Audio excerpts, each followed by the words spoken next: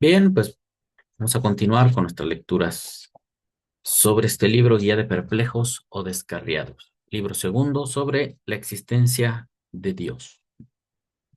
Hoy tenemos 4 capítulos para leer y reflexionar sobre ellos. Después de este inicio de lecturas, en los que Maimónides nos va compartiendo eh, del pensamiento de Aristóteles, afirmaciones a las que se llega a la conclusión que hay una causa primera. Hay una causa que dio inicio a todo. Se le llama el motor inmóvil, el primer principio, y de otra manera se le llama Dios. Maimónides no utiliza la filosofía para interpretar la Torá, es como algunos piensan, sino que él estudia filosofía, trata de comprender sus significados y al ser un maestro de la Torá, identifica que conclusiones a las que llega Aristóteles son como los dichos que aparecen en la Torá.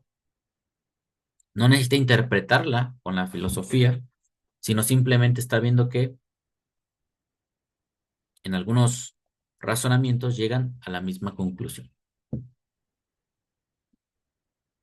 Así que vamos a ir comenzando con esta segunda parte. Esta sería la lectura número 4. Tenemos por acá los capítulos que vamos a considerar en esta oportunidad. Dice capítulo 6, ¿qué quiere decir la escritura con la palabra ángel? Capítulo 7, de la homonimia de la palabra ángel. Capítulo 8, de la música de las esferas. Y capítulo 9, del número de esferas celestiales. Bien, para iniciar tenemos un versículo. No viene dentro de la lectura, pero es importante para lo que se está tratando, ya que se aborda el tema del mundo, del universo. Se propone un modelo geocéntrico, aunque en nuestros días eso no se acepta, gracias al desarrollo de la ciencia. Es viable o fue viable en su momento, dado que el hombre todo lo ve desde su posición. Se pensaba que nosotros éramos el centro, ya sea de este sistema solar o del mundo, o de la percepción del universo. La Tierra es el centro. Después se llegó a la conclusión de que somos parte de un sistema, e incluso nosotros giramos alrededor del Sol. Bueno, en, en lecturas anteriores, Maimónides explicaba que los astros tienen alma, y esta idea puede confundir a algunos. Ya nos dijo, no es un alma como la de los seres vivos, sino que tienen una inteligencia. O sea, como ellos al alma le atribuyen la capacidad de inteligir, y los astros, desde el punto de vista humano, transmiten movimientos inteligentes, dice, pues ellos deben de tener alma. Y también se hace referencia a que ellos gobiernan nuestra vida, porque así dice la Torah. Y esto pudo causar, si no se observa con el debido cuidado, nos puede guiar a la idolatría, a que el hombre se incline ante estos astros, que les adore, que les muestre un respeto, que piense que ellos dirigen su destino por la energía o la influencia que puedan estar ejerciendo sobre nuestro planeta. Y en aquel momento, cuando analizábamos un poco esto, yo recordaba este versículo, pero no, obviamente no lo tenía de memoria. Y lo busqué para que analizáramos un poco sobre su contenido. Lo voy a leer primero en español,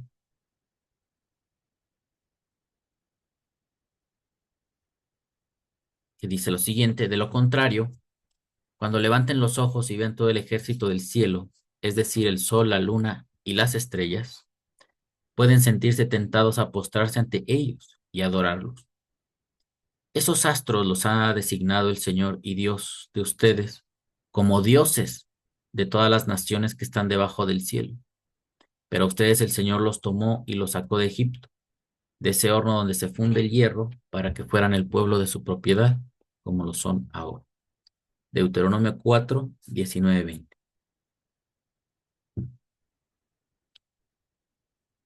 Vamos a analizar un poco sobre la temática de estos dos versículos. No sea que alzando, no sea que alzando o levantando, quizá cuando tú levantes,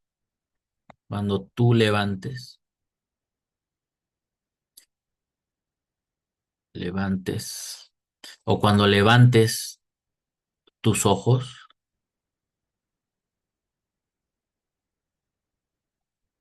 incluso aquí podemos borrar esto, tus ojos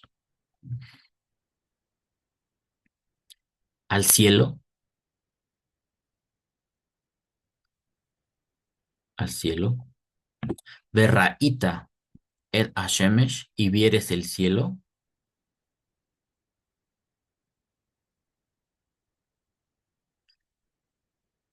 perdón, y vieres al sol, dije al cielo, al shemesh, al sol,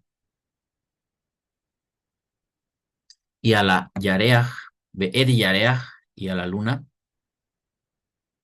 Aquí tenemos la luna, y ve'ed ha kohabim, y a las kohabim, estrellas. Y luego agrega, Kol se va, todo se va, todo el ejército de los Shamaim, de los cielos.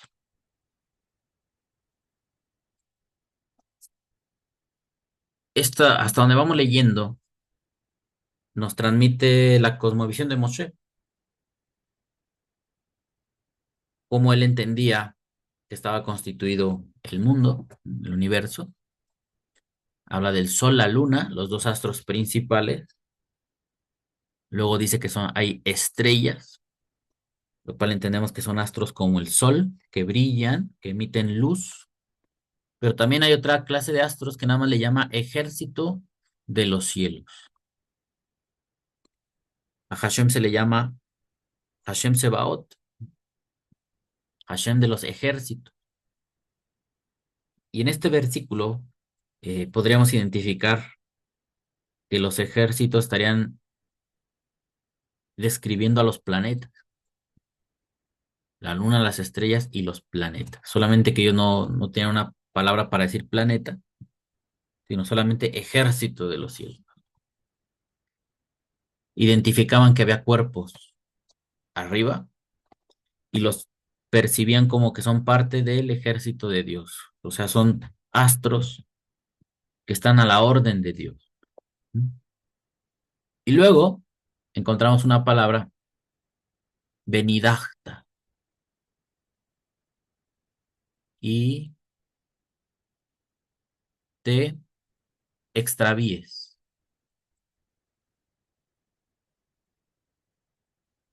te extravíes, te pierdas, que es una palabra que veíamos recientemente con esta pequeña discusión que tuve con el muchacho de Reyes Hebreas, que dice que esta palabra debe traducirse como desterrado, af- teniendo todo el tiempo en su mente lo de los desterrados, ellos que se perciben como los israelitas que se fueron desterrados de Israel. Pero eso no es así. Y tratando de explicarle, pues nunca entendió. Tan fácil es en versículos como este, leerlo, dice, alzando los ojos al cielo, y vieres al sol, a la luna, a las estrellas y a todo el ejército de los cielos, y te desterrares. No tiene sentido.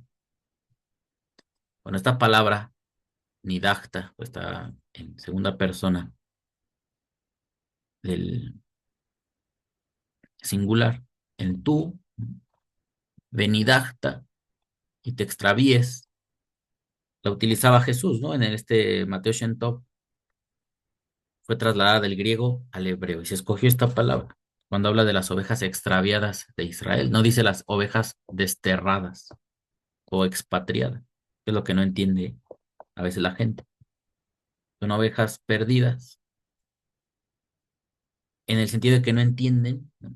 Aquí el extravío hace constancia de una persona que se va a inclinar ante ellas. Inclinarse ante los astros, eso es un extravío del israelita. ¿Por qué? Nos va a decir este versículo en la parte que sigue, que es las estrellas son una porción que Dios dio a las naciones, a los pueblos que están debajo de los cielos. O sea que sí pueden ser usadas la influencia de los astros, así como pensaban los antiguos, pero no para Israel, sino para los pueblos. Y de aquí surgen varias interpretaciones. Hace tiempo yo escuchaba que los cabalistas decían que todos estamos sujetos a la influencia de las estrellas y los planetas, pero que cuando uno estudia la Torah, tú te liberas de ese sistema de causas y efectos que generan los planetas y pasas a estar bajo una autoridad superior que es Dios directamente. Esto apoyaría lo que dice Maimónides, que los astros tienen influencia sobre nosotros, solamente que cuando tú te apegas a Dios, pues te pones bajo a una autoridad anterior a ellos, que incluso los rige a ellos. Y de este modo tú ya no necesitas consultar el horóscopo, andar yéndote a las pirámides a cargar de energía porque es el equinoccio de primavera. Entonces vamos a cargarnos de la energía a la pirámide de Teotihuacán. Ya no andamos viendo si hoy hay luna nueva o luna llena, a ver si nos va a traer un beneficio o un maleficio, o si la luna se va a poner roja, etcétera, etcétera. Como muchos, luego hay canales de YouTube, ¿no? Toda esta gente que dice, luna roja, luna de sangre, vienen las profecías, cumplimiento, catástrofe, y empiezan a hablar cosas absurdas, ¿no? Y luego les falla todo y no, es que no era para esta, es para la próxima. No, es que sí era para esta, pero si Dios tiene misericordia, pues ya no hizo nada de juicios contra la tierra. Cualquier cosa que se les ocurra, van a decir. Entonces dice que te extravíes. ¿En qué consiste el extravío? Precisamente en lo que dice esta palabra, vejishta habita, y te inclines,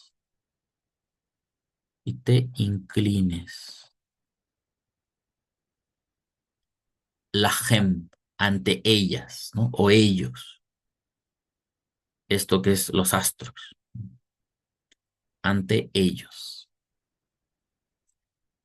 Va abatem, y les sirvas.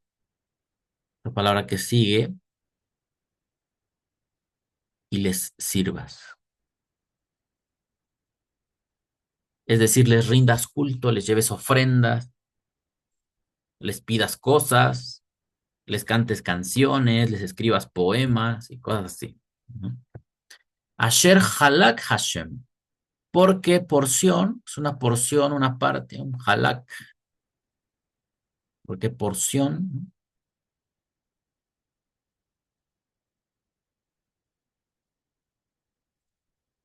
son una porción de Hashem, o porque Halak Hashem Elohim, o Tam, porque es una porción de Elohim. Ellos, Lejol Haamim, para todas, para todos los pueblos.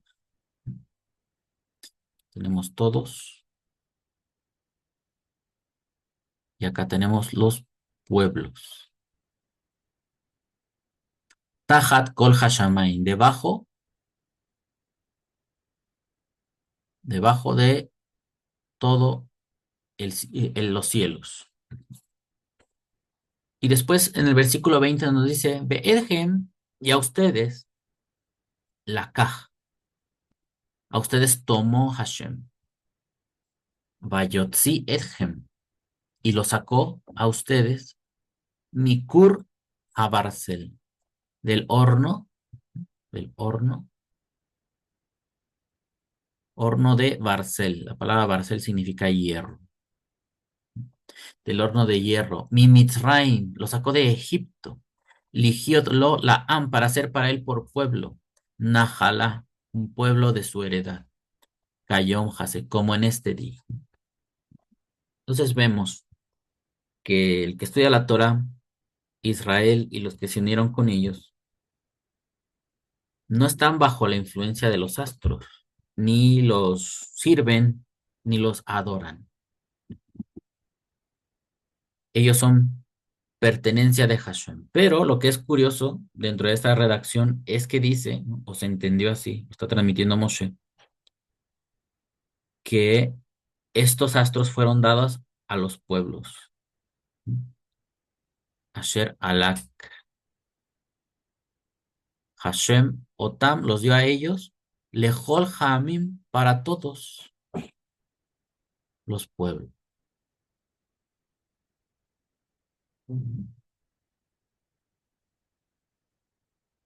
¿Esto qué será? ¿Cómo podemos entender? ¿Que Hashem propicia la idolatría? ¿Los dio Dios para que los idolatren? ¿O podemos establecer un punto de vista medio? Es que los astros tienen una influencia en el sentido de que ayudan al hombre a determinar el tiempo, las estaciones del año, y ayudan a prever ciertas cosas, ¿no? Viene la temporada de lluvias, ya debe de estar lista la siembra con anticipación para que sean regados los campos y después venga el fruto. Ya viene el invierno, viene la primavera y así, sucesivamente. Solamente que los pueblos elaboraban actos idolátricos hacia los planetas. Ahora, una de las cosas que viene identificado con el tiempo es que Moshe está de a poco construyendo el monoteísmo. No puede sacar todavía a Israel de la idolatría. Y no se va a poner a prohibirle a todos los pueblos que adoren a los astros.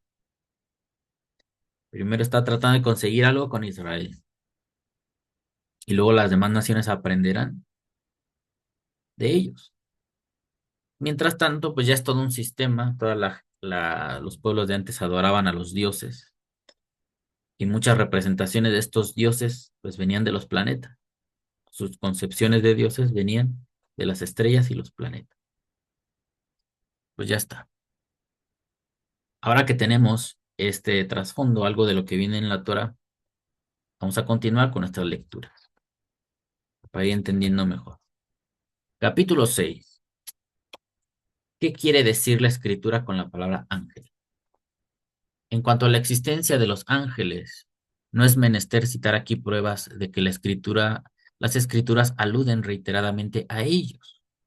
La palabra Elohim significa jueces y ha sido aplicado a los ángeles y al Creador como juez de los ángeles. Cuando Dios dice, yo soy el Señor tu Dios, el pronombre tú se refiere a toda la humanidad. Pero en la frase Eloheja Elohim se le describe a Dios como el Señor de los ángeles. Y en la frase Adoneja Adonim como Señor de las esferas y las estrellas, las cuales imperan sobre el resto de la creación corporal.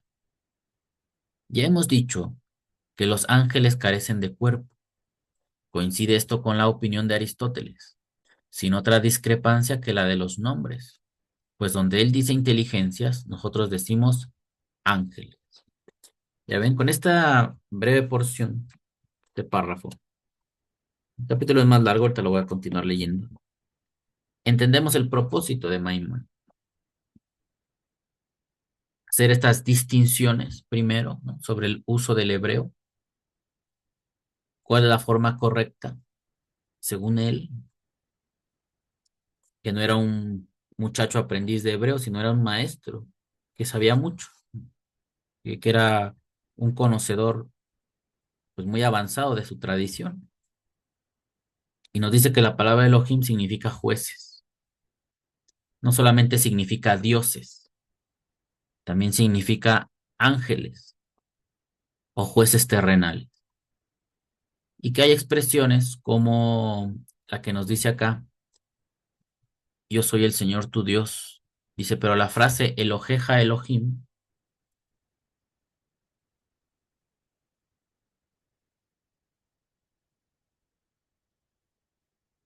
se le describe a Dios como el Señor de los ángeles.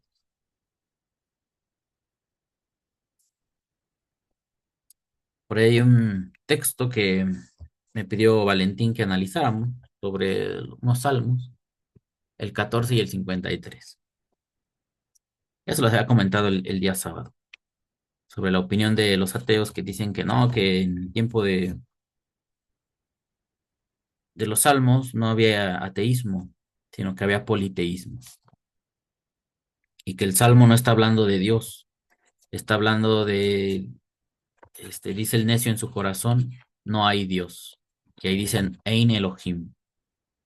Entonces cuando dice que Ein Elohim, dice no hay dioses, no se está refiriendo al Dios único, sino no hay dioses en general. Y que esos salmos no están apoyando el monoteísmo ni la creencia en Hashem, sino en todo caso están defendiendo la creencia en muchos dioses por el contexto de la época. Pero no, después ya vienen otras evidencias que si se logra armar esa charla con Valentín, porque él es el que me propuso eso, ya lo estaremos esclareciendo. Todo el salmo es monoteísta. Habla de Hashem y son dos versiones. La del Salmo 14 habla de Hashem y la otra no menciona el nombre de cuatro letras, sino dice Elohim, pero los verbos que usa ahí están en singular, singular segunda persona. Pues sí, aunque la palabra Elohim sea una pluralidad, los verbos que está usando el desarrollo del Salmo están en singular, segunda persona. Entonces no está hablando de politeísmo esos salmos, como explicaba la señorita que está ahí hablando del hebreo, pero bueno, ya lo revisaremos. Dice acá, y en la frase Adoneja Adonim, como Señor de las esferas y las estrellas, que es lo que veíamos ahorita en el versículo. Cuando dice Seba Hashamayim, el ejército de los cielos, esto estaría apuntando a los planetas. Y cuando encontremos en algún salmo, en alguna redacción, la frase Adoné, Adonim, nos dice Maimónides que esta frase apunta a que es el Señor de las esferas y las estrellas. O sea, esos señores, esos que señorean, más allá de que pueda referirse a humanos con poder, también implica la influencia de los astros, según lo que opina Maimónides, las cuales imperan sobre el resto de la creación corporal. Tiene algo de lógica, ¿no? Porque decimos, bueno, en el mundo nos alcanzamos a percibir seres físicos, pero los más colosales pues, son los planetas. No hay punto de comparación entre las dimensiones de un planeta y cualquier otra cosa que percibamos. Por eso se les llama señores, por su grandeza. Ya hemos dicho que los ángeles carecen de cuerpo. Coincide esto con la opinión de Aristóteles, sin otra discrepancia que la de los nombres, pues donde él dice inteligencias, nosotros decimos ángeles. Seguimos aquí con la redacción en el libro. Dice, esta doctrina de que existen inteligencias mediadoras entre la causa primera y las demás cosas forma parte de la escritura, donde se representa cada acto de Dios ejecutado mediante alguno de sus ángeles. Pero ángel quiere decir mensajero, de donde se llama así a todo aquel a quien se le confía una misión. Hasta los movimientos de los brutos son atribuidos a veces a la acción de un ángel, cuando sirven al designio del Creador, que los dotó con el poder de ejecutar aquel movimiento. Dios envió su ángel y cerró la boca de los leones para que no me dañaran. Daniel 6:22. Se llaman también ángeles a los elementos, a un mensajero enviado por un hombre, como cuando se dice, y Jacob envió ángeles. Génesis 32:4. A un profeta, y él envió su ángel y nos sacó de Egipto. Números 30:16. A las ideas que perciben los profetas en sus visiones y a los poderes anímicos del hombre. Entonces, la palabra ángel es aplicada en la Biblia a diferentes seres, pueden ser de orden sobrenatural, pueden referirse a un profeta, pueden referirse sí, a seres inmateriales, como él dice que envió los ángeles a cerrar la boca de los leones, así dice el libro de Daniel, y dice que incluso las ideas que perciben los profetas en sus visiones, ellos veían ángeles en su mente, entraban en trance profético y veían cosas, y eso le llamaban ellos ángeles. Cuando afirmamos que la Escritura enseña que Dios rige el mundo por medio de sus ángeles, queremos decir que los ángeles se identifican con las inteligencias. En estos casos, en algunos lugares de la Escritura, habla Dios en plural. Hagamos al hombre a nuestra imagen. Génesis 1:26. Descendamos y confundamos sus lenguas. Génesis 9:7. Nuestros sabios lo explican diciendo que Dios no hace nada sin contemplar a la corte angélica. Y no deja de sorprenderme la coincidencia de esta doctrina con la de Platón. Dios contempla el mundo de las ideas y así produce los seres vivientes. Incluso aquí toma algo de Platón, que fue el maestro de Aristóteles, pero él no siguió su método. Platón se fue al idealismo, o más bien se sustentó en el idealismo, ideas, y Aristóteles se fue al aspecto racional. Fíjense, esto es lo que ya hemos entendido recientemente para todos estos usos del hebreo, ¿no? Donde que el trinitario, cuando leen Bereshit 1:26, hagamos al hombre, ahí está la Trinidad, donde no dice que sean tres partes. Y cuando Dios crea al hombre, crea a dos seres, hombre y mujer, macho y hembra. Si fuera Dios trinitario y va a hacer al hombre a su imagen, debió haber creado a tres seres, pero no, salen dos. Entonces hay un fallo para la Trinidad.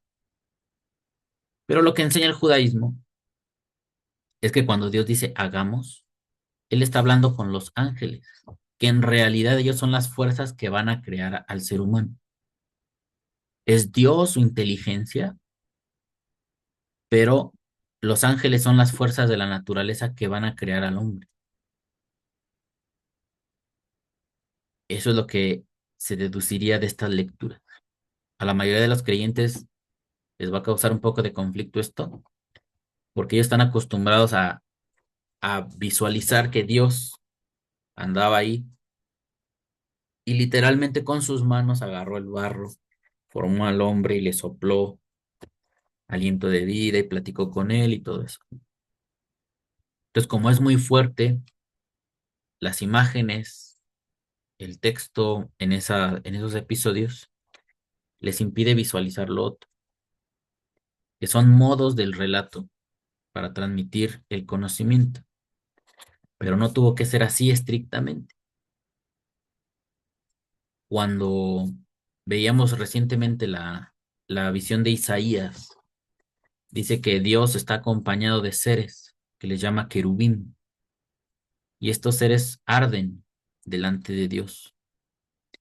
Y esos seres alaban a Dios y le dicen que es tres veces santo, pero Dios no está compuesto de tres partes, es un solo ser.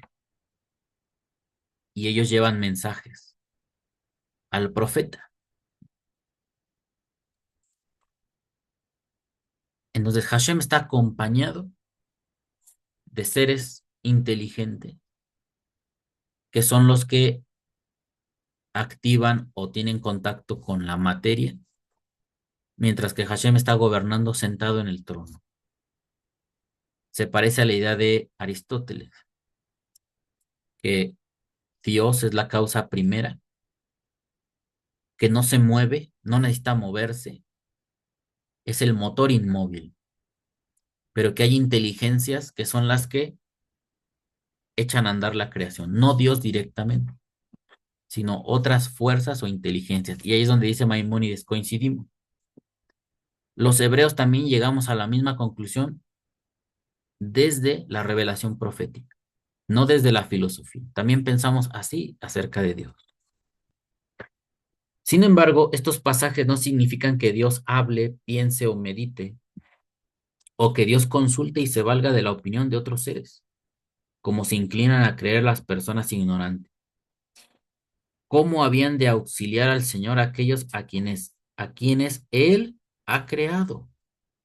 Se quiere únicamente decir que todas las partes del universo, incluso los miembros de los animales en su forma tangible, son la obra de los ángeles, pues las fuerzas naturales y los ángeles son una y la misma cosa.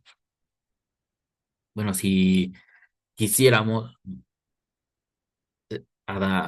avanzar a nuestra época y cuando escuchamos a los naturalistas que nos hablan de la evolución y que hay patrones, hay causas naturales que dan origen al mundo, a los planetas, a la vida en ellos. La Biblia estaría diciendo que esos son los ángeles, los que hacen evolucionar la vida y la ayudan a que se logre en determinado lugar y la diversifican. Bueno, continuamos.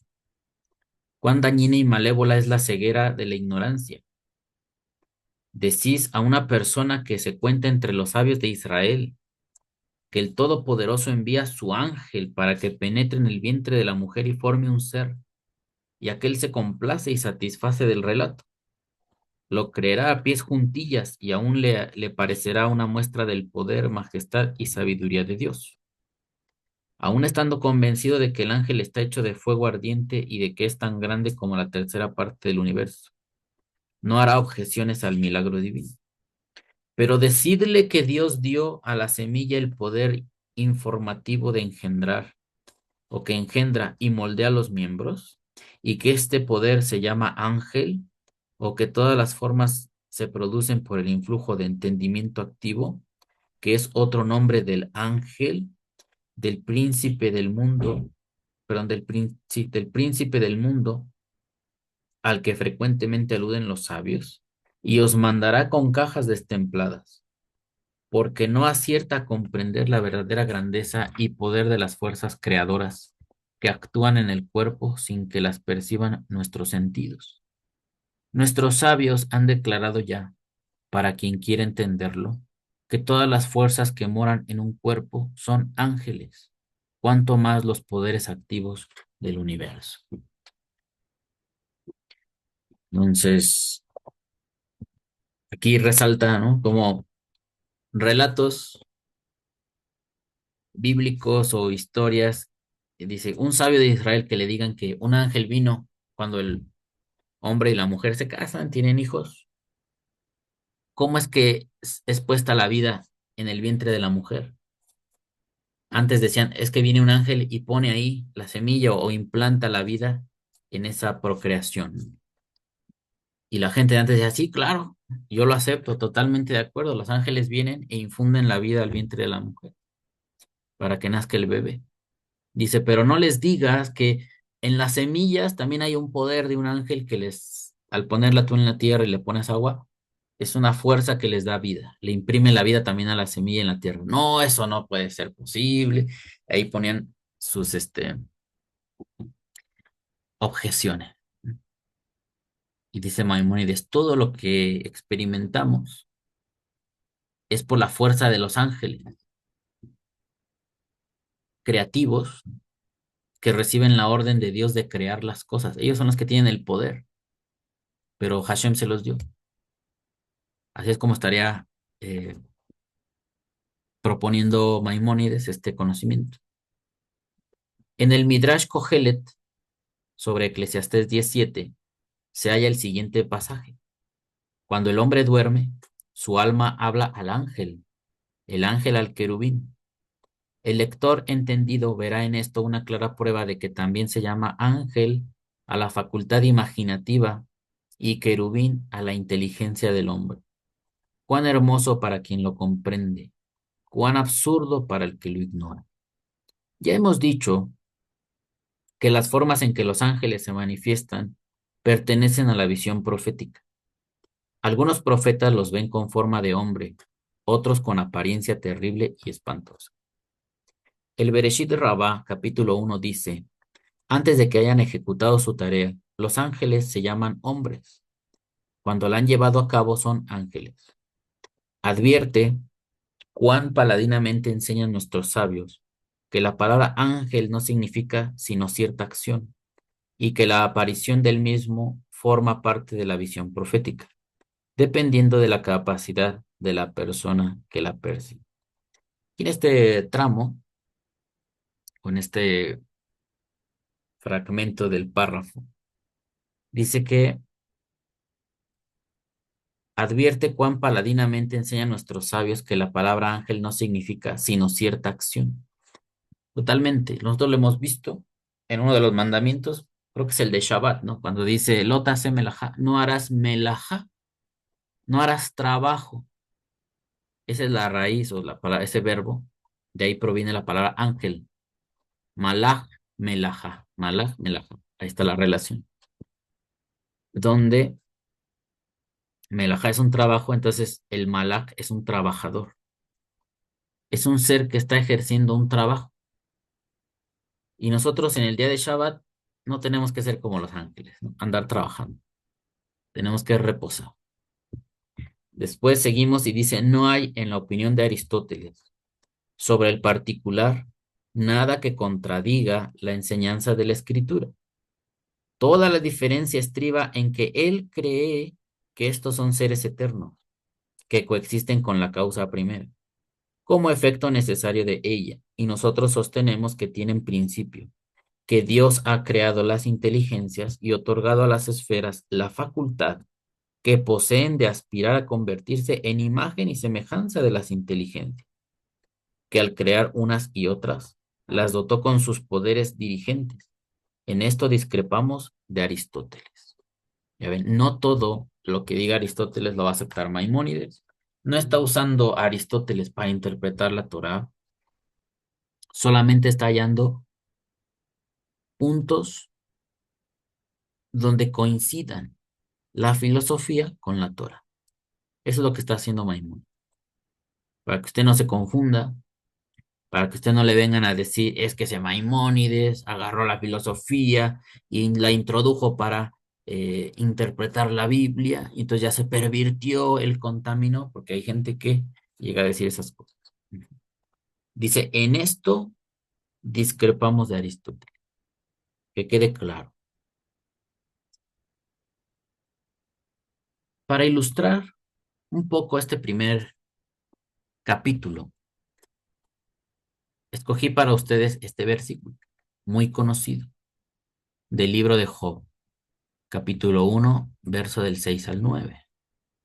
Nos dice lo siguiente: llegó el día en que los ángeles debían hacer acto de presencia ante el Señor, y con ellos se presentó también Satanás. Y el Señor le preguntó, ¿de dónde vienes? Vengo de rondar la tierra y de recorrerla de un extremo a otro. Le respondió Satanás. ¿Te has puesto a pensar en mi siervo Job? Volvió a preguntarle el Señor. No hay en la tierra nadie como él. Es un hombre recto e intachable, que me honra y vive apartado del mal. Satanás replicó, ¿y acaso Job te honra sin recibir nada a cambio? Aquí tenemos este fragmento muy conocido donde podemos desenvolverlo. No quiero tardar tanto en esto, que no estamos estudiando el libro de Job, pero nos va a servir para ilustrar algunos cuantos aspectos de los que estamos considerando acá. Dios es el jefe de los ángeles y Él los llama en determinado tiempo. Esto se entiende como el día del juicio. O sea, tiene características el relato, como lo que implica el día del juicio, donde Dios llama a cuentas a la creación. Y tiene que estar ahí el ángel acusador, porque también nosotros somos llamados a cuentas. Todos estos son ángeles. Satán, ¿no? El opositor, también es un ángel de Dios. No que se cayó ni que se rebeló. Entonces, eso no existe aquí en Job.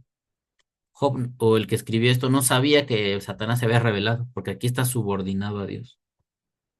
Pero él tiene la función de acusar. Y cuando le dice, ¿no has visto a mi siervo Job? Es como si él dijera, pues sí lo he visto, pero no tengo nada de qué acusarlo. No importa que yo lo vea. Yo ando viendo a ver quién hace lo malo y lo acuso para poder castigarlo por lo malo que hace. De ahí viene esta descripción positiva del Satán en el judaísmo. Él es un ángel que sirve a Dios, una fuerza, una inteligencia, que detecta nuestros fallos, se las informa a Dios y luego viene otro ángel y nos castiga por lo malo que hacemos. Esa es la función de Balaam, lo veíamos apenas este sábado. Yo les dije, ¿por qué no maldijo Balaam desde el lugar donde lo fueron a ver? Pues que maldiga a Israel y ya está. Que según en su boca había el poder de la maldición. Pues no es así. Tiene que ir al lugar a ver lo que estaba haciendo Israel. Eh, y lo mismo pasa con Sodoma. Hasta le dice el rey de Moab, ven, ven, vamos a otra montaña, es que lo estás bendiciendo, vamos, acá lo vas a ver mejor. La clave ahí era ver en qué estaba fallando Israel para poderlo maldecir. Y en ese momento no pudo. ¿Cómo lo maldijo? Haciéndolo caer, tentándolo con mujeres. Y una vez pecando con mujeres, ya pudo emitir una maldición. Y Dios mismo, pues fue a arremeter contra Israel. Lo mismo pasa con Sodoma y Gomorra. Por eso dice, hemos oído que hay clamor, pero vamos a ir a ver a la ciudad. Tiene que ir a ver qué es lo que está pasando para entonces activar un castigo. Es el trabajo de los ángeles. En este caso, un ángel puede estar dependiendo de la función de un profeta, de un hombre, como le dijo a Jonás, ¿no? Ve y habla a Nínive y diles que se arrepientan. Si no se arrepienten, pues yo los voy a castigar. Pero si se arrepienten, pues ya está. Pues hay o aspectos del mundo espiritual que no conocemos. Y los textos de la Biblia nos pueden ayudar a comprender. Pero para eso hay que hacer un estudio, pensar en varios pasajes, no guiarnos por la teología común, porque la mayoría de los casos nos desvía del mensaje. Entonces vemos acá que este ángel sirve a Dios y se presenta ante él y le habla de Job. Incluso siendo Job un hombre recto, sin que le pueda acusar de nada, le permite que lo castigue, que lo ponga en aprietos, en apuros, para que sea revelada la verdadera intención de Job. ¿Por qué sirve a Dios? ¿Por lo que tiene o por su concepto de Dios? Pues es la gran enseñanza de acá. Lo mismo pasó con Jesús. ¿Recuerdan? Dice que lo llevó el Satán al desierto para tentarlo. Si estuviéramos sintonizados con la historia de Job, diría que Dios le dijo, ¿has visto a mi siervo Jesús? Es un hombre intachable, es un hombre bueno, llévatelo al desierto y tiéntalo ahí para curtirlo, para demostrarte que él es un hombre que me busca en verdad. Nada que ver con que sea Dios encarnado y nada de eso, sino es un hombre que fue puesto a prueba por el maligno, ¿no? Así le llaman el maligno, pero es el acusador, queriéndole hacer caer con la Biblia, para que una vez que él caiga y cometa una transgresión, el Satán le pueda culpar de algo, de un delito. Y así es con nosotros también. Pero obviamente como la teología cristiana ha desviado todo esto, pues nunca lo van a poder percibir. Si mientras tengan a Jesús como Dios, pues cómo es que el diablo anda tentando al propio Dios. Es ridículo. Es como si en este relato de Job vienen los ángeles, los Bene Elohim, que tenemos la expresión, hijos de Dios, Bene Elohim, hijos de Elohim, hijos de Dios, y venga el Satán a querer tentar al propio Dios. Es absurdo, está fuera de lugar. Solamente en la mente idolátrica cabe eso. Nos dice aquí, Beyom dice, Vaihi Hayom, Vayabó, Vayabou Bene Elohim. Y fue el día en que vinieron los hijos de Elohim, los hijos de Dios. Lehid Yatsef al Hashem, a presentarse delante, o a estar de pie delante, a pararse frente a Hashem, frente a Hashem. Vayabou Gam Hasatán Betoham, y vino entre ellos Satán, es decir, alguien que tiene la misión de acusar. Si están viniendo los ángeles y se presenta uno que se le describe como Satán, es que él también es un ángel, un malaj que hace un trabajo, y ese trabajo lo hace para Dios, no lo hace por él mismo, porque él quiera, sino le fue asignada esa labor. Vayomer Hashem el Hasatán, y le dijo Hashem al Satán, me ain tabo, ¿de dónde vienes? Vamos a ver acá. Me ain tabo,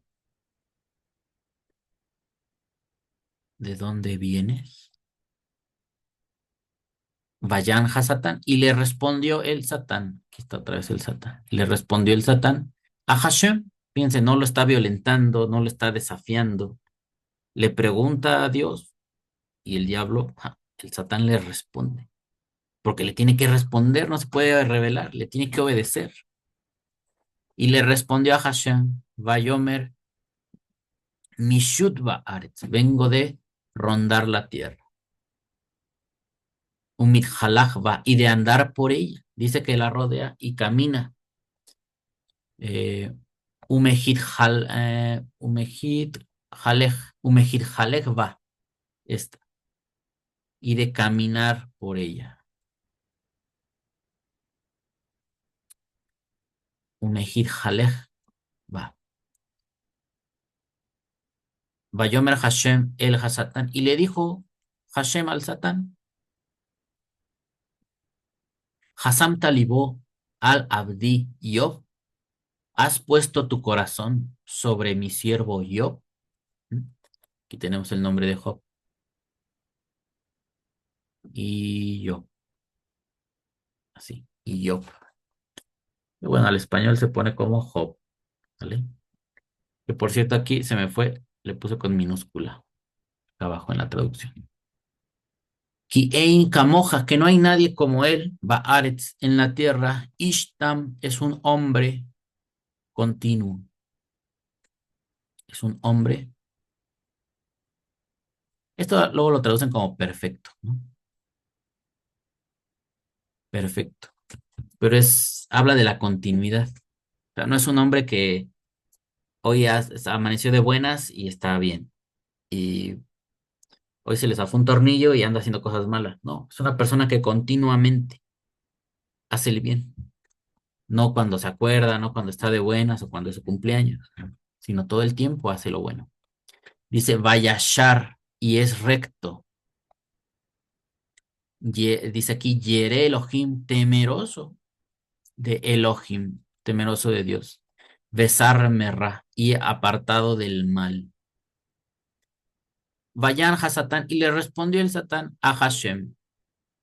Vayomer y le dijo, Hajinam, Yara, perdón, Yare, Iob Elohim, gratuitamente, vamos a ponerlo acá, Hajinam, gratuitamente,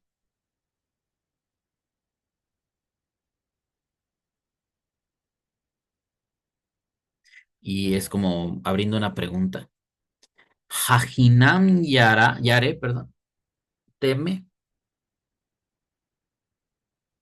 teme Iob,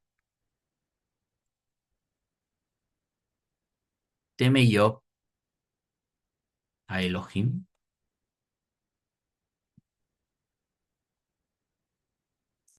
¿A poco es gratis? Si tú lo has bendecido en todo lo que él hace, es rico, es un hombre bendecido. ¿Cómo no te va a temer? Pero si tú le quitaras todo lo que tiene, le decía el Satán, yo tendría razones para acusarlo. Se va a ver debilitado, se va a poner triste y va tal vez a maldecir tu nombre, tal vez se postre ante otros dioses, tal vez quiera hacer magia o conjuros para defenderse del maleficio. Y es donde le dice a Hashem, pues ve a tocar sus bienes, no lo toques a él, no toques su vida, no lo vayas a matar, pero quítale todo lo que tiene. Toca sus pertenencias, sus propiedades, entre ellas sus hijos, entre ellas su riqueza, entre ellas su salud. Es vista la salud como propiedad nuestra y la podemos perder, pero en el fondo está lo que somos nosotros. Y al Satán le quedó demostrado que hay gente fiel a Dios, no por lo que le da, sino porque logran un apego a Dios por lo poquito que podemos entender de él, y que incluso si al hombre se le lleva al extremo, es capaz de no renegar acerca del Creador. Entonces aquí vemos una relación de, de obediencia del Satán. Habla con Dios, da ideas, le dice Dios, le pregunta algo y él se tiene que ver obligado a responder. No es un ser que se está peleando con Dios, sino que es el trabajo que él tiene, acusar a la gente. Y otros ángeles harán otro trabajo. Como les decía, son los elementos del día del juicio. Se presentan los ángeles de Dios, los que nos ayudaron y los que testificaron que hicimos lo malo. Viene el día del juicio y Dios decreta, de acuerdo a lo que nos acusen, no, pues Cristian mintió, Cristian robó, Cristian esto, Cristian lo otro, Cristian aquello, y pues Dios sabrá si me elimina este próximo año o sigo con vida, a causa de mis transgresiones, o si soy perdonado, si logré rectificarme, si también un ángel vaya a decir, sí, Cristian hizo todo eso, pero también perdonó, también se arrepintió. Cristian ha aprendido muchas cosas y ha luchado por dejar su maldad. Y tal vez Dios diga, está bien, vamos a darle más oportunidad, otro año de vida. A ver si Cristian, ahora, en esta ocasión, ahora sí entiende. Bueno, ahora sí, regresamos a la lectura de Morene Bujim, Guía de Perplejos, capítulo 7. Ya con estos versículos creo que ilustramos bastante bien acerca de la palabra ángel, el punto de vista que tiene Maimónides y cómo lo podemos sustentar con pasajes bíblicos. Seguimos. De la homonimia de la palabra ángel. Ya hemos dicho que ángel es palabra homónima y se emplea para los seres intelectivos las esferas y los elementos, pues todos ellos están atareados en la ejecución del mandamiento divino. Pero no imagines que las inteligencias y las esferas son como las otras fuerzas que residen en cuerpos y actúan como leyes naturales sin conciencia de lo que hacen. Antes bien, aquellas son conscientes de sus acciones y seleccionan mediante su libre voluntad los objetos en que ejercen su influencia. Aunque no de la misma manera con que nosotros obramos, pertenece a la esfera de ínfima calidad y nuestras acciones e influjos vean precedidos de inacción. En cambio, las inteligencias y las esferas ejecutan siempre el bien. Nada contienen que no sea bondad y perfección, como se verá luego, y están continuamente activas desde el principio de la creación.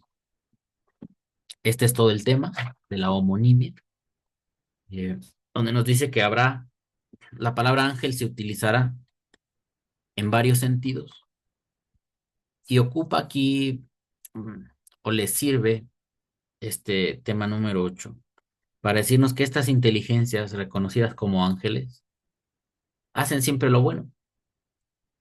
Su misión es hacer el bien y no van a hacer otra cosa más que lo que Dios les pidió que hagan. Por eso es absurdo esa idea de que Dios creó un ángel bello, bueno, y que le dijo, ustedes han leído el rollo de Melquisedec, nosotros lo estuvimos leyendo el año pasado. Y ahí es donde viene toda esta teoría del ángel que se rebeló contra Dios, que Dios lo creó perfecto. Pues si lo creó perfecto y después se vuelve contra Dios, pues ya no es perfecto. Hermoso, poderoso, era el más grande de los ángeles. Y Dios le encargó desentrañar toda la sabiduría que había en el universo. Pero le decía que no,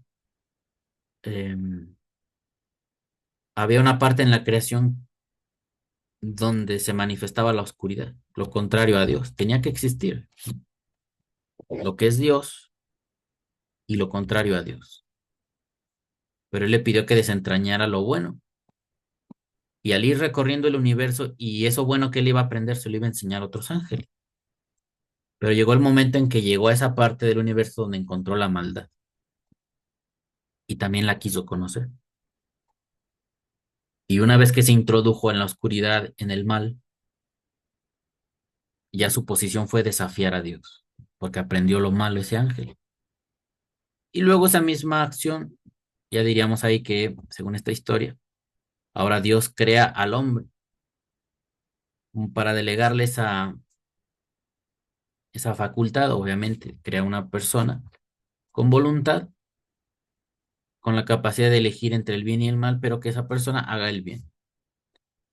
Y el Satán que empezó a tener ideas de es que Dios es autoritario, es que es un Dios esto, es un Dios lo otro, no nos deja libertad, nos dice lo que tenemos que hacer.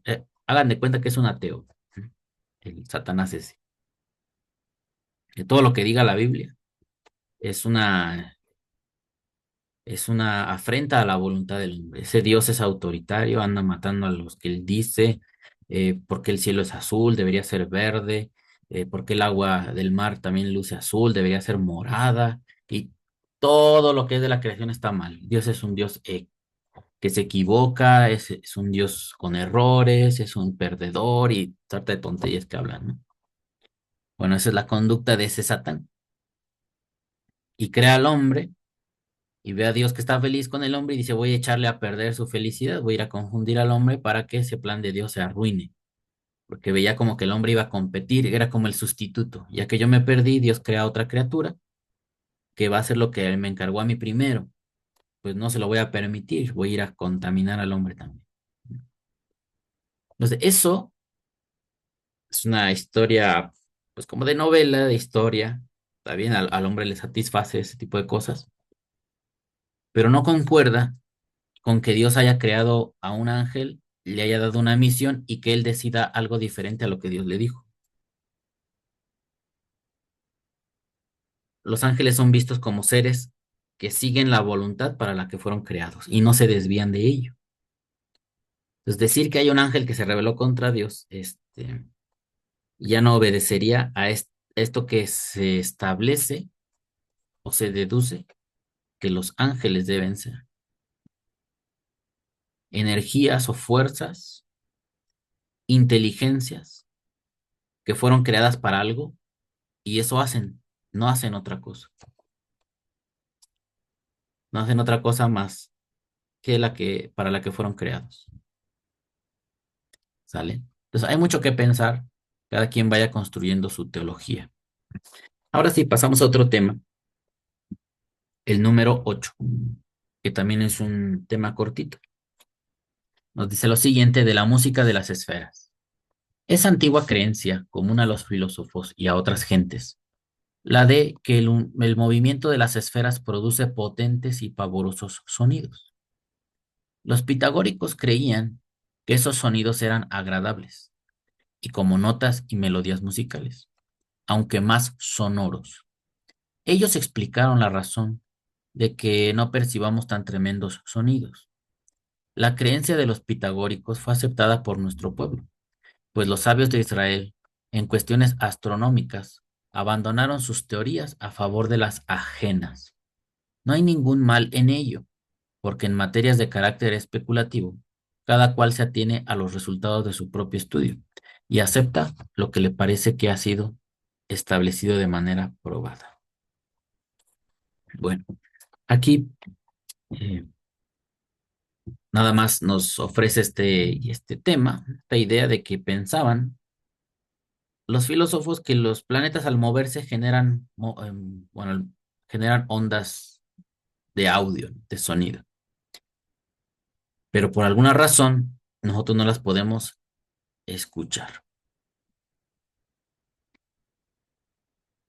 Y luego aprovecha para decir que los sabios de Israel llegaron a tener sus propias teorías sobre el universo, pero no prosperaron. Les parecieron mejores las de los griegos y abandonaron lo que sea que hayan dicho acerca del universo. Un poquito podemos ver con lo que decía ahorita Moshe acerca de las estrellas, el ejército de los cielos eh, y de su percepción de que fueron dados principalmente para las naciones, pero que ellos tenían a Dios.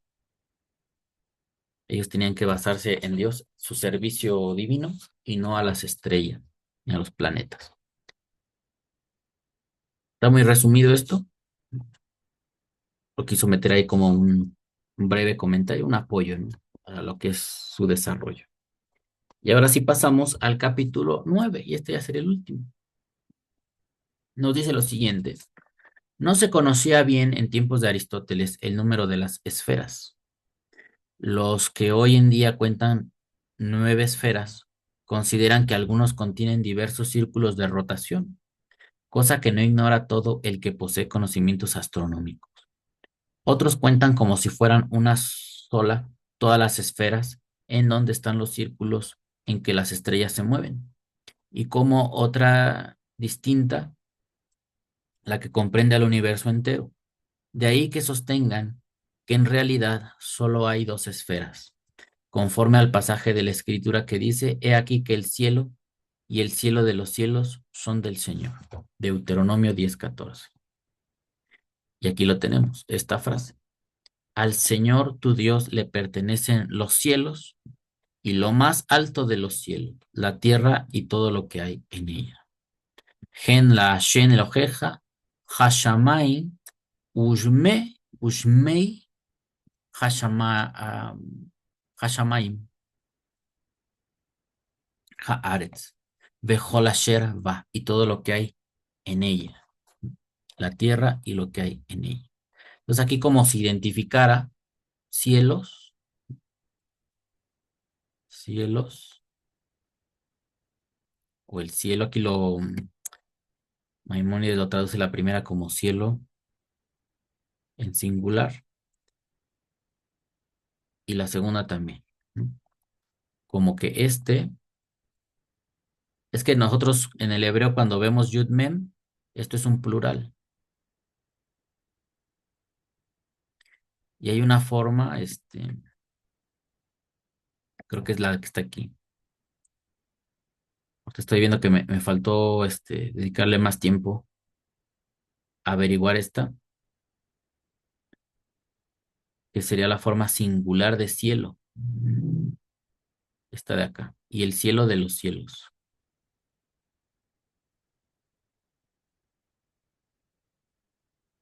Esta es como la forma singular. Cielo de los, y luego aquí cielos. Cielo, shin, vamos a ver una anotación aquí. Shin mem yud, shin mem yud, shin mem yud. ¿Sale? Entonces, los cielos, plural, y cielo de los cielos. Basado en este versículo, es que Maimónides dice, hay dos esferas nada más. ¿Qué es esto de las esferas? Le decíamos que era el modelo geocéntrico, el que ellos pensaban. Esta es la Tierra. Y la Tierra está rodeada por esferas, que son transparentes. Hoy ya se le llama el espacio, el vacío. ¿Vale? Así dice que son 9. Y dentro de cada una de estas esferas, por ejemplo, en la primera dicen que está la luna. En la segunda estaba el sol, están los rayos del sol, ¿no? El sol, la luna y luego los demás planetas. Ahorita van a decir que no sabían si estaba primero Venus o Marte. No sabían si estaban después del sol o antes del sol, tenían esa duda ellos. Entonces en la próxima esfera tendría que estar, perdón, Mercurio y Venus. Entonces aquí Mercurio, ¿no? Otro planeta por acá. Y en la esfera que sigue, pues entonces Mercurio y luego Venus y luego Marte y así. Así pensaban ellos que estaba constituido el universo. Pero vamos a seguir leyendo. Recuperamos aquí, dice, conforme al pasaje de la Escritura que dice, he aquí que el cielo y el cielo de los cielos son del Señor. Como diciendo que aquí está una esfera y dos esferas. Entonces, resumiendo, no es que está la Tierra, está una esfera grande donde están todos los planetas, las estrellas, los planetas, y hay otra grandota por acá. Nada más son dos. Y dicen, si fuera esto el modelo correcto, no que hay nueve secciones, sino dos nada más. Este tendría sustento con el versículo de Deuteronomio 10:14. He aquí que el cielo y el cielo de los cielos son del Señor. Nada más hay dos secciones. ¿Vale? Bueno, continúo leyendo desde el libro. Discrepaban los antiguos astrónomos respecto a si las esferas de Mercurio y Venus eran superiores o inferiores a la del Sol. Vamos a darle acá. Sol, Mercurio y luego Venus.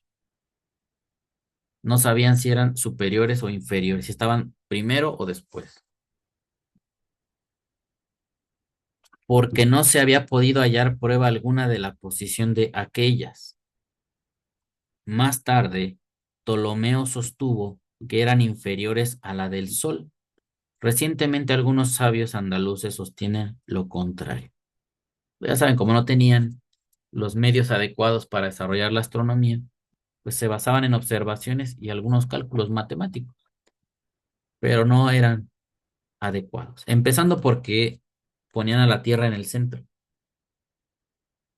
Y eso es lo que pues les causaba. Si tú tomas como referencia a la Tierra, que es el centro, y aparte ese dato no es correcto, pues todo lo que deduzcas de ahí va a estar mal. ¿Vale? Dice, Ibn Aflá de Sevilla, a cuyo hijo he conocido, escribió un famoso libro sobre la materia. También el filósofo Abu Bakr ibn al-Saih, uno de cuyos discípulos ha estudiado conmigo, trató el asunto y presentó ciertas pruebas que hemos copiado de la imposibilidad de que Venus y Mercurio estén por encima del Sol.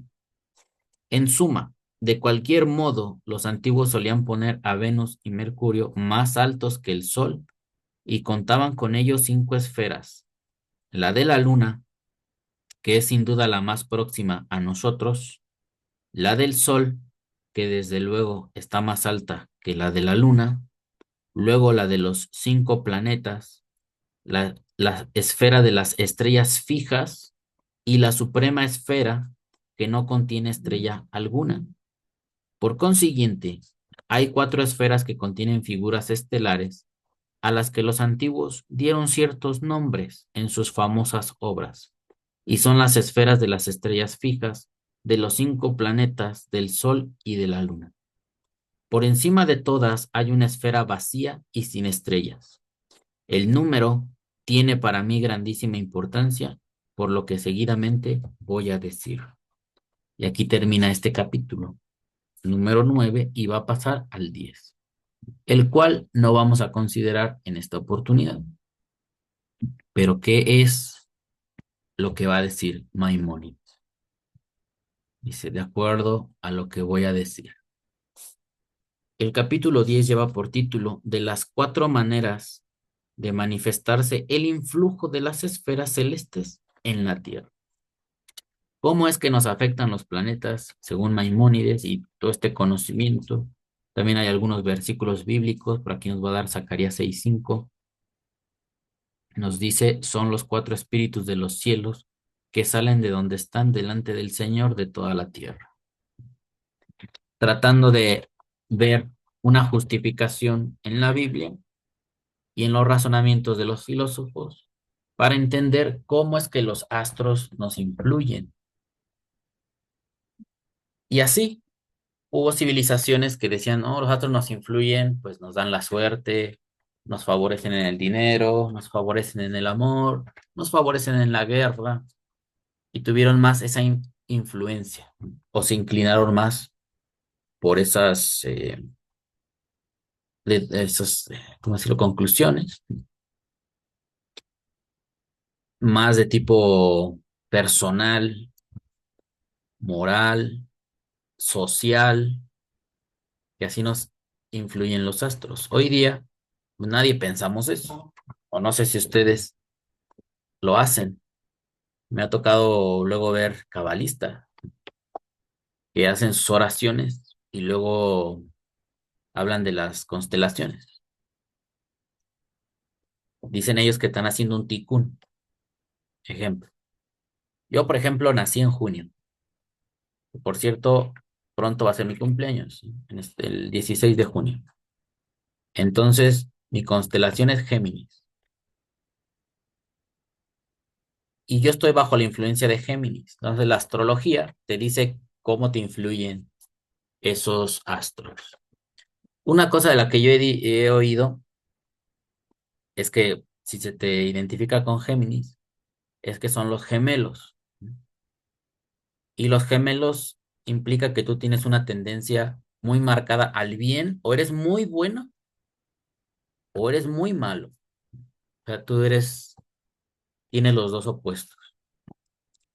Y el tikkun es estar en medio, liberarme de esa influencia que me polariza y me vuelve o muy bueno o muy perverso.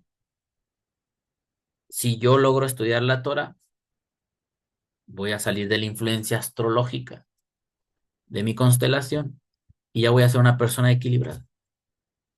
Ni soy un súper buena gente, ni soy un perverso depravado o malvado en este mundo, sino que alcanzo el término medio y así elimino la influencia de la constelación. Y así cada quien investigará en las concepciones astrológicas a qué lo condiciona su constelación. Y si estudia la Torah, usted se va a ver liberado de todas esas influencias astrológicas. Puede ser cierto, puede ser que no. A nosotros lo que leíamos ahorita en el versículo Eso fue dado para las naciones. Los astros fueron dados a las naciones. Y los que hemos conocido la Torah, pues tenemos al jefe de las constelaciones.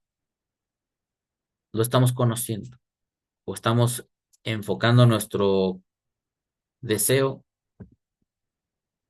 y necesidad de conocimiento hacia él. Y eso tal vez nos permita, si es cierto, todas estas cosas que dicen los astrólogos, brincarnos todas esas cosas. Ellos dicen que cuando tú ya te liberas de esas influencias, hiciste un tikkun, ya hiciste una rectificación en tu vida. Pues ya te elevaste. Y así la vida está llena de correcciones, de tikkunim, de todo lo que nos hemos ensuciado, y ya saben. Ese es el enfoque cabalístico. Pero ahorita no estamos en esos temas. Lo estamos viendo desde el punto de vista filosófico y racional. Solamente ahí como un apunte de entre las muchas cosas que vamos a conocer en este viaje de estudio, tanto de la Biblia como de otras disciplinas que nos pueden ayudar a ser mejores como seres humanos. Hasta aquí lo voy a dejar. Gracias por su atención, amigos. Que Hashem los bendiga. Sigamos siendo libres para estudiar la Torá. Hasta pronto.